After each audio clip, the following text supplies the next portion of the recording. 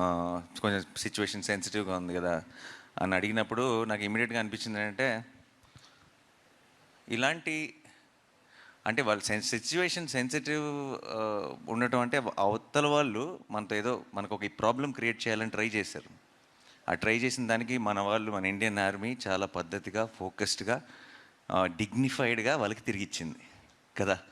అదొక అంటే వాళ్ళు చేసిన ఒక దానివల్ల ఒక ఇండియాలో ఒక పార్ట్లో ఒక సినిమా సక్సెస్ ఈవెంట్ క్యాన్సిల్ అయిందన్న సాటిస్ఫాక్షన్ కూడా వాళ్ళకి ఇవ్వకూడదు మనం. మా అంటే అసలు ఏమీ టచ్ చేయలేకపోయారు అన్నది కూడా ఒక స్టేట్మెంట్ పాస్ చేయాల్సిన బాధ్యత కూడా మనందరికీ ఉంది టీమ్గా.